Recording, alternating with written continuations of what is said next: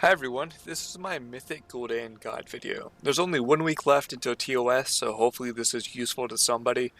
This is still good if you come back with TOS gear to get the kill if you haven't killed him yet. So let's go over the gear first. For this fight, for legendaries, I used the neck and the cloak. There's so much fire damage in phase 1 and phase 2 that the cloak is really important if you have it. It is not needed if you don't, well, if you haven't been lucky to get it.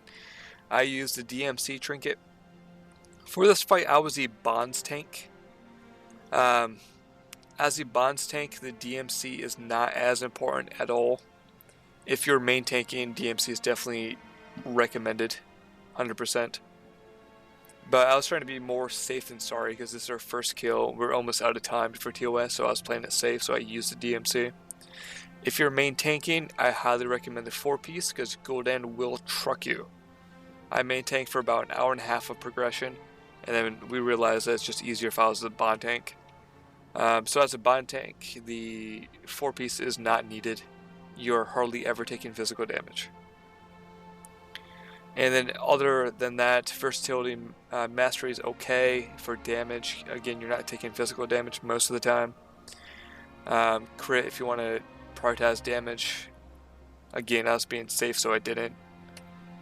Talent wise, for being a bond tank, Abyssal Strike. This is for phase 3. For phase 1 and 2, this is not a big deal. Phase 3, it is. Phase 3 is all about getting the Flame Crash out and dealing with the ad. And I'll break that down in the actual video itself. I used Fallout, then again, Burning Alive would have been fine. I used Flame Crash for 102, 104, I used Fracture. If you're main tanking, you can use Feed the Demon. I would still use Fracture if I was main tanking, but Feed the Demon would have been okay. If you take Feed the Demon, make sure you take Fallout. If I was main tanking, I would also take Razor Spikes, by the way, because you jumping around is not that big of a deal. You'd be stationary for most of the time. 106 is Concentrated Sigils. 108, I use Feldev for damage. If you're main tanking, Blade Turning would be okay. Spirit Bomb would be okay if you need the sustain. 110 for the Bonds tank, Soul Barrier is awesome. If you're main tanking, Last Resort probably is recommended. When I was main tanking, I used Last Resort because Guldan will truck you. It is not uncommon going from 100% to 0 in a matter of like 3 seconds. So if I was main tanking Last Resort, if you're bond, I would suggest Soul Barrier. Consumables is always the same. We are using Agility Flask. We're also going to use the Feast for the Agility. If you're not using Feast, then you'd use Versatility Food. And then for Guldan, hardest fight in the game, use Defiled Augment Runes for more agility. And that really covers prep, so let's go ahead and look at the guide. So here's the pull. I'm the Bonds tank, so I'm going to get threat first. So we hit the boss, we get knocked back, we glide, we taunt, and then we fire brand. The whole idea is we want to bring the tank to about the X, or go down to the X. And just do all your normal rotation. And then once you get bonds, the other tank taunts the main tank, and then we group up and break the bonds.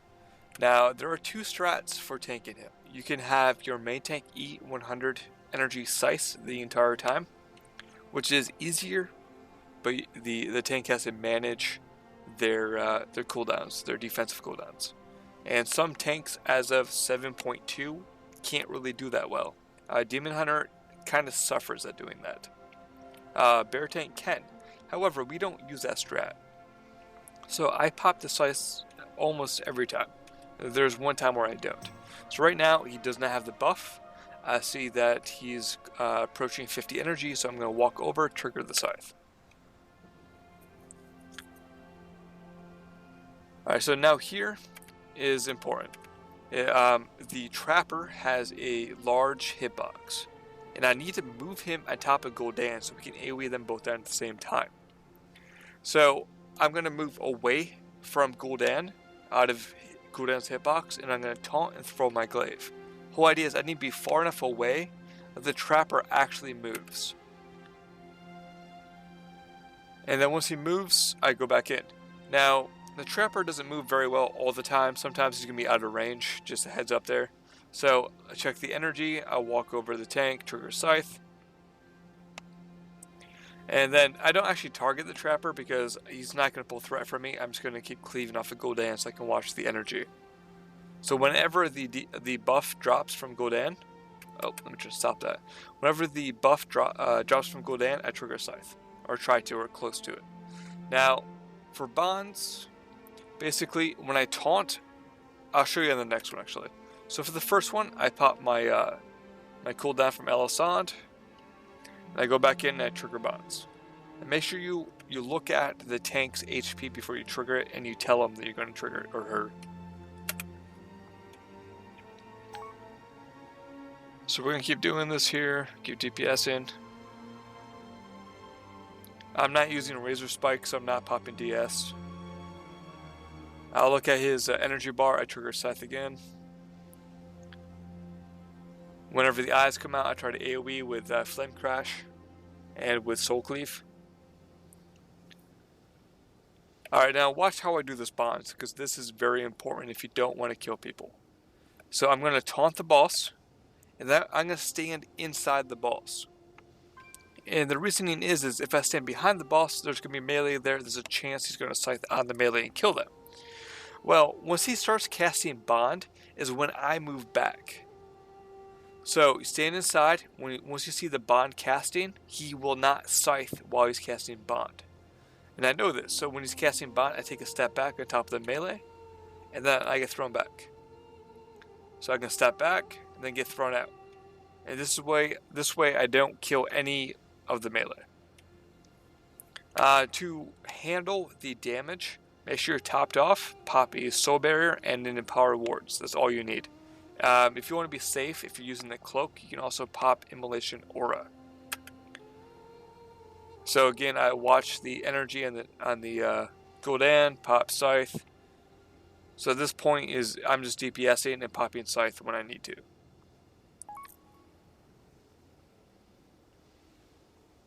And make sure you call it out and watch the HP of the tank before you pop it.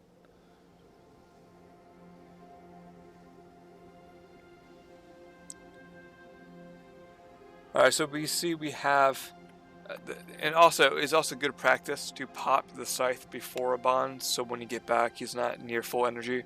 You can't do it all the time, but it's good practice if you can. So stand inside the boss when he casts Fell Bond, Fell Bonds, move back. Also, look, when I jump just to the outside of the circle. Because how this works is if I jump over somebody or on somebody, you're going to one-shot them. And what I've noticed from 100 and some attempts is people are always moving around. So if I try to jump closer to the boss, there's a chance that somebody's going to run underneath me, I'm going to one-shot them. So I jump just to the outside of the Fellbond circle, just because I know I won't land on anybody, and I'm not in a rush to get back to the boss.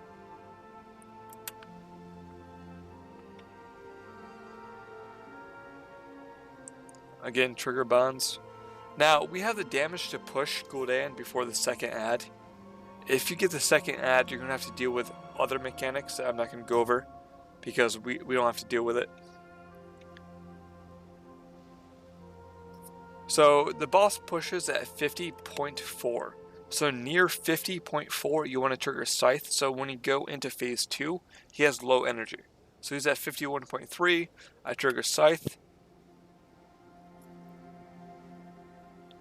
and he transitions. Now the winds always blow from north to south, so we all stack in the north, and then the winds blows us to the south. I know coming out of this phase I'm going to have to trigger Scythe before I start stacking up for the souls, because I'm on bonds in phase 1, souls in phase 2. So I'm going to want to trigger Scythe before I go and start absorbing souls.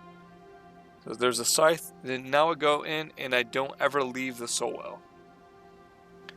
Make sure you're 5 yards apart so you're not splashing each other with soul damage. Once you soak 2 sets of souls for this one is when you can go stack up in the tank. So I'm waiting. All souls are gone. Now I go stack up on the tank to trigger Scythe. And I go back to the well. Black Harvest is whatever. Soul damage on you or on as a tank is kind of, you ignore it. It doesn't really do much. So before the first storm, I want to trigger Scythe one more time. We have 4 seconds to storm. I trigger Scythe. I go back to the well. And the storm comes. Then we run back north.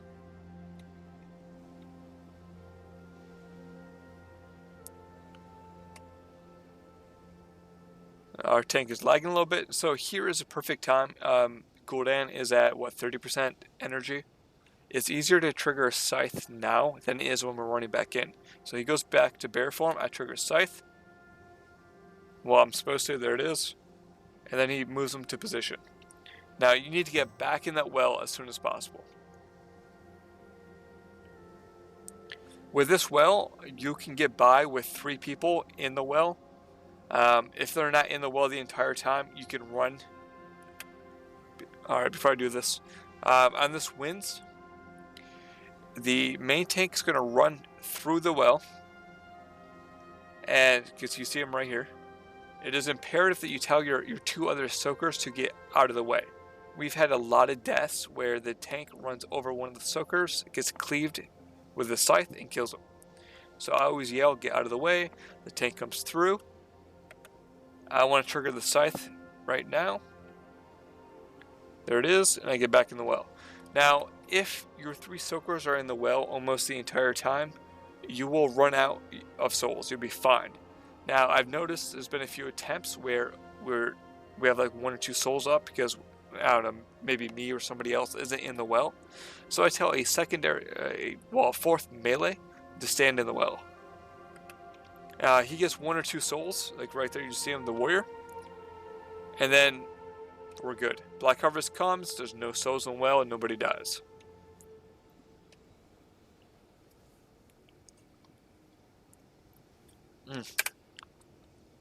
Let's talk about what just happened. I trigger Scythe at the wrong time. This is probably the only time I've actually done it in Phase 2 where I had to pop my own meta. So I should have waited. There was a fire patch in the ground. Normally it's not a big deal, but I was already low. And then I went through the fire patch, then I triggered Scythe, and I almost died. And I popped meta because of it, because, you know, dying is bad. This is going to come back to haunt me in Phase 3. So make sure you're topped before you trigger a Scythe.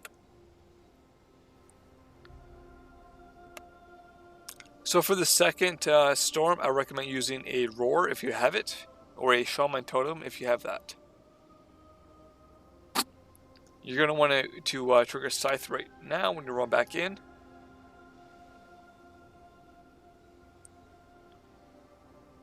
Actually, I didn't do that. Normally you do want to do that, by the way, but I didn't on this attempt for whatever reason. Right now we're going to have an Eye of Guldan, followed by another Eye of Guldan.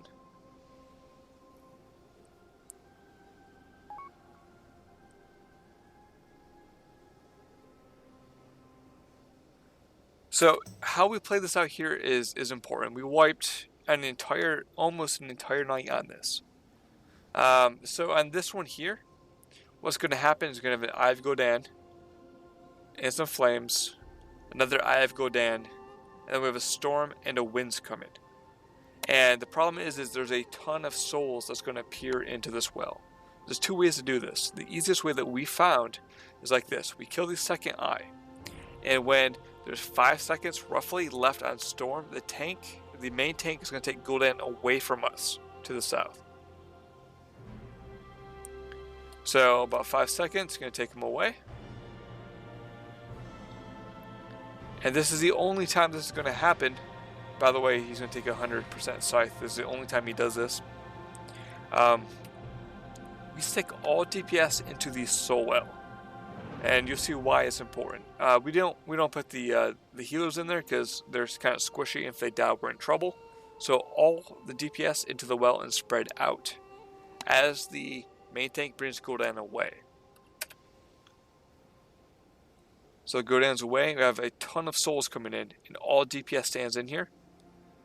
And as you notice, there's no souls in the well. This is what we're trying to do by stacking DPS in here. So we get pushed back, and we all group up for a black harvest.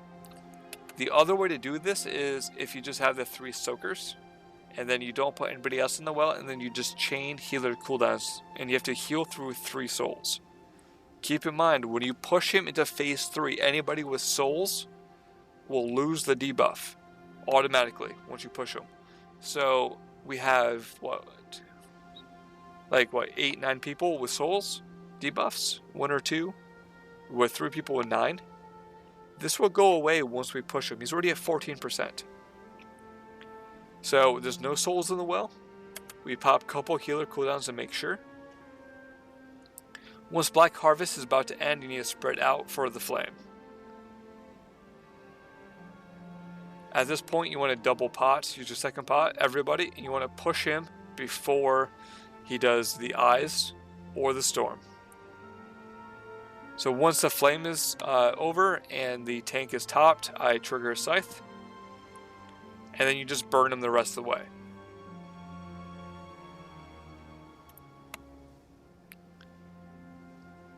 Illidan was triggered at 10%. Now you have to kill him before Illidan becomes free. It's not an issue with the AP items, or the new AP trades.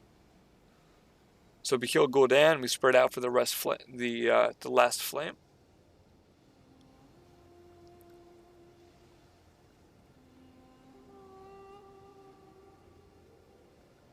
Alright, so here we go.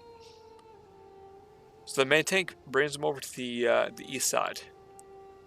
And the first thing that's going to happen is going to be the parasites. Now, when Illidan reaches 100 energy, he's going to do 1 of 2 abilities. It takes 10 seconds for him to reach 100 energy. So every 20 seconds as the main tank, you have to deal with Sever.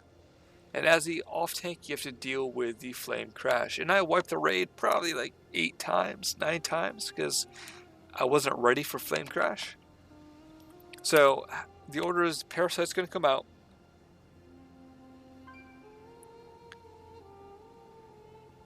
Parasite's out, I'm going to help AoE them down. And then I'm going to get to the outside with Flame Crash.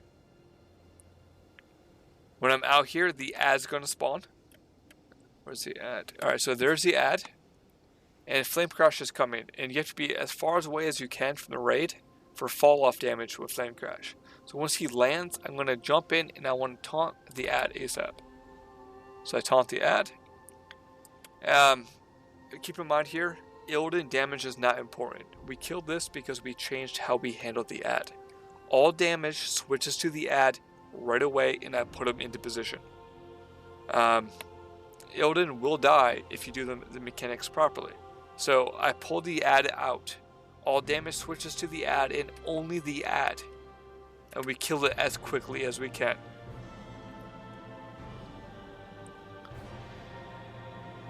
So you want to position the ad so it dies right next to this Night Orb. Keep in mind, if you do not kill this fast enough, a Flame Crash will be coming. You have to get out for Flame Crash. This is the mistake I made several times. So since we dedicated all DPS to the ad ASAP, the ad dies with 5 seconds left to Flame Crash and we're perfectly fine.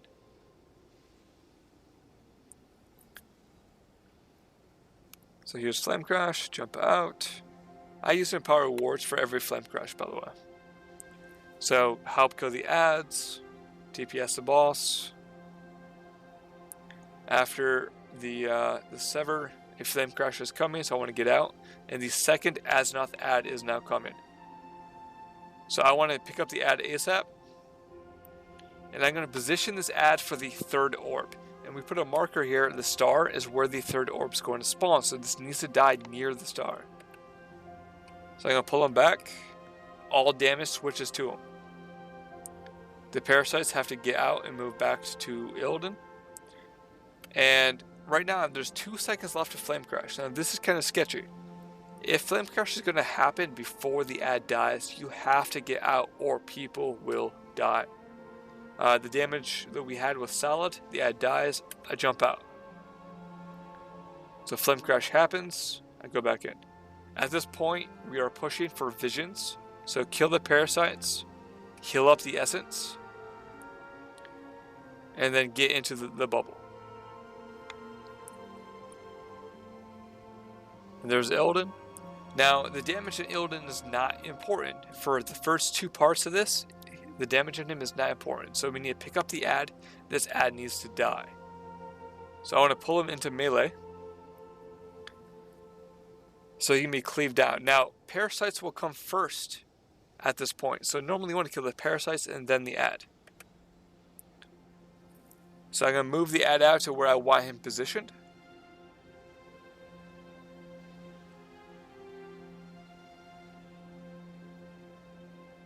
Alright, so we're good. And Flame Crash is coming. Make sure you're out of the raid.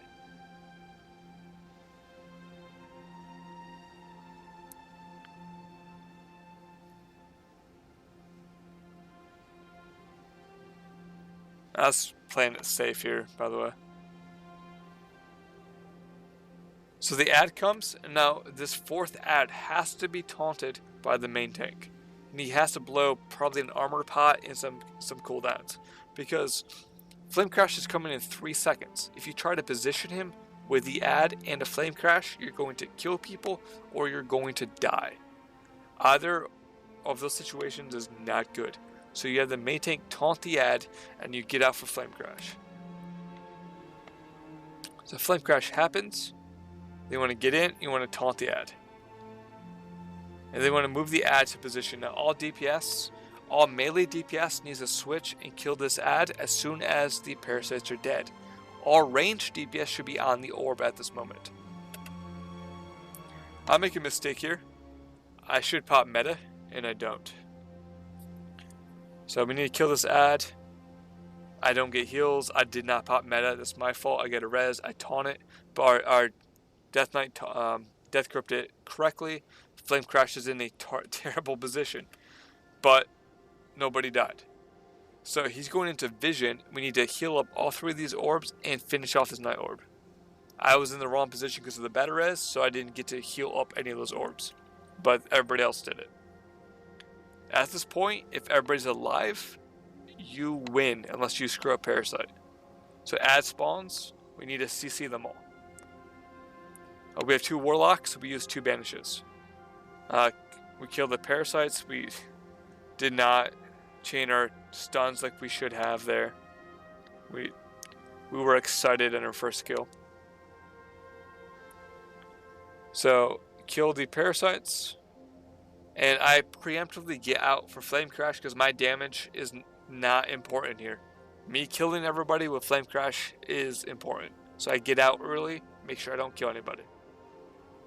And then at this point, we just CC all the ads, kill all the parasites, and it's game over.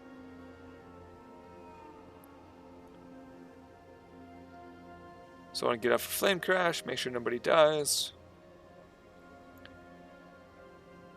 And that's it. That's game.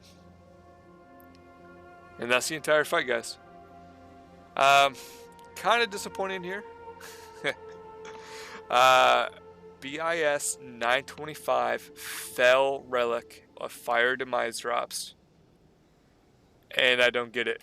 The Havoc Demon Hunter got it. DPS gets it over tanks in our guild because they need it more. More DPS equals easier bosses, but 925 Fell Relic, Fire Demise, amazing. And that's it. So if you have any questions, please put them in the comments. If you liked the video, if it helped you at all, please like or subscribe, and thank you for watching.